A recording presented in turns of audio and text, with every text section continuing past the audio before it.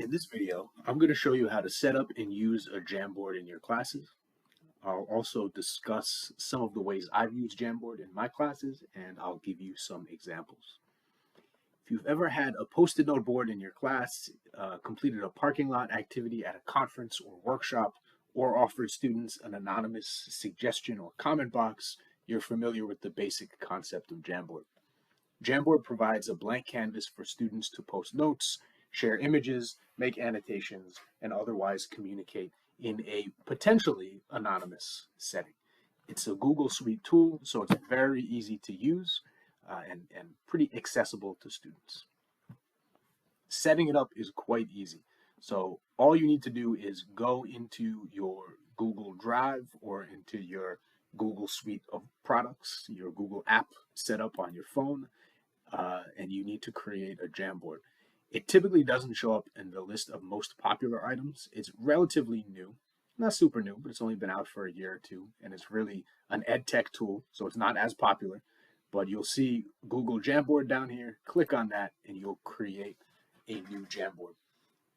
You see it is basically a blank canvas. You can change the color of the canvas. You can set different backgrounds, but it's basically just going to be a blank screen that students can annotate.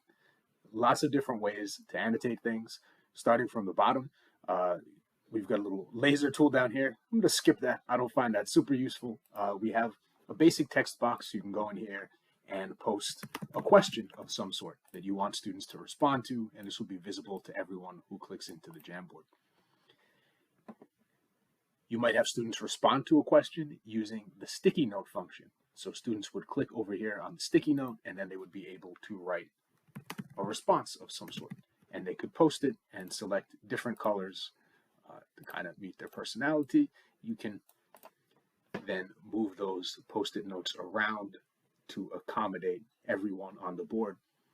In addition to that, you have the ability to add an image. So if you want students to annotate a chart, a picture, a graphic of some sort, even a screenshot, you can add an image here and post this on the board, and then students can come in and annotate. In addition to these text annotation features, there's also a really simple pen. So if you want to mark something up, if you want students to, maybe do some drawing, they have the opportunity to do that. And like everything else, they have the option to choose a lot of different colors and different features. So you see, it's a pretty simple blank canvas. One of the things I really like about Jamboard is it can be made anonymous. So if students log into their Google accounts, then you're going to know who's posting what. I never really use that feature. Instead, what I like to do is go over into sharing and make the link unrestricted. So you see there's a link down here to share the Jamboard. You just click on change to anyone with the link. And rather than viewer, you set things to editor so people can go in and add things. And now you can share this link however you want. You can share it on Blackboard, email, you can put it in the chat in Zoom or WebEx, and students will be able to click into this and access this Jamboard without needing to have or be signed into a Google account. And when they do that, it makes them anonymous.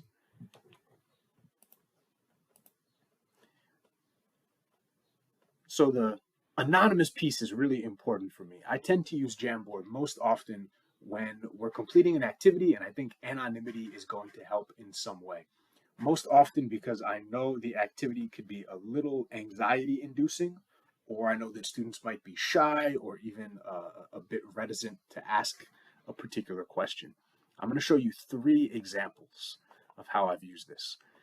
So this first one is a simple sentence activity. I use this in my English fundamentals class. This is a developmental writing class where we're covering a lot of what may seem to be basic writing and reading elements, sentence structure, for example, basic grammar, punctuation. A lot of times students feel a bit shy about their writing coming into this class because they know that they've been placed into a so-called developmental or remedial class. So not everyone is willing to jump in like they might in another class. So very early on in the semester, usually in week 2, we cover basic sentence structure. Here's an activity I use. I share this Jamboard with students, and I invite everyone at the very beginning of class as a warm-up to post the simplest sentence they can write. And you see students have done so. We then look at some of these examples together, and we talk about what a simple sentence is grammatically speaking. What a grammatical simple sentence is, as opposed to just the simplest sentence you can write. We use this as a hands-on way to start talking about sentence structure.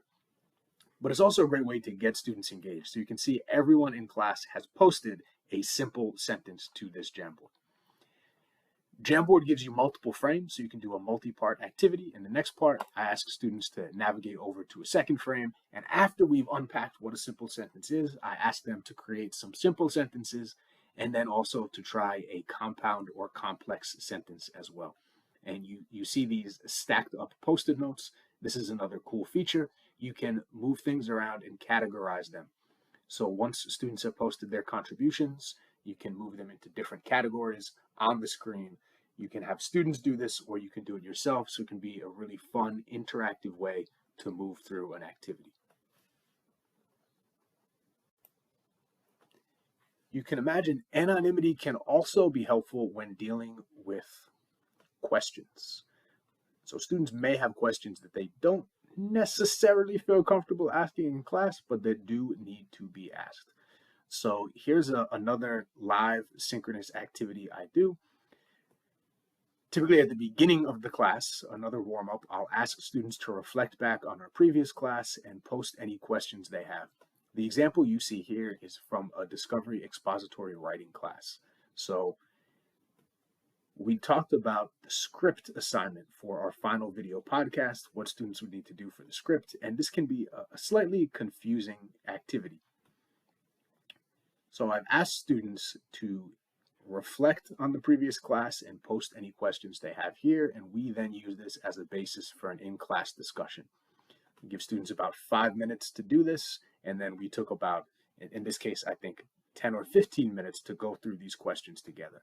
So this gave us a really good opportunity to get some anonymous questions from students. Again, questions students might not have been too comfortable sharing with the full class.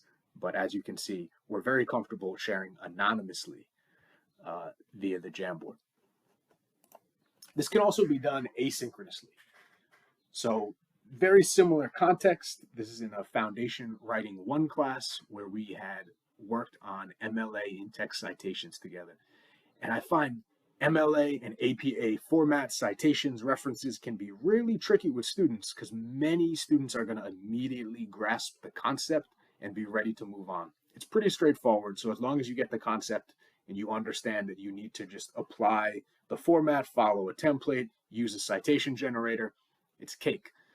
But some students struggle to grasp the concepts. And so they may need to hear something multiple times or practice it multiple times. And it can be a bit anxiety inducing for them when everyone else is ready to move on and they still have questions. So I found in the past, students are unlikely to answer those questions. And I'll only find out that they don't understand something when they actually submit a final paper. So to try to avoid that problem, I use the parking lot. After the class is done, or in the last minute or two, I share a link to a Jamboard like this with students, and I tell them this is going to be open until next class. So go home, practice, see if you can apply what we've talked about in class today and what we successfully did in class. See if you can do it on your own without guidance from your classmates. And then if you have any questions, post your questions to this Jamboard. And when we come back, the following class, I can use these to answer questions. Sometimes I'll share the parking lot with the class to begin, much like in that synchronous activity. Sometimes I just have a look at the parking lot before class and see if there's anything that I need to cover. And this is a great way for students who are feeling a bit shy or might be a little hesitant to speak up about a particular problem they're having to make that problem known to the class. So this is how I use Jamboard. I think there's lots of other ways to use Jamboard, especially if you're using pictures. Maybe if you're in a math or engineering class, you want to post some schematics or problems. Tons of ways to use this. I hope this has been helpful for you and that you find some ways to use the Jamboard tool in your own classes. Thanks for watching.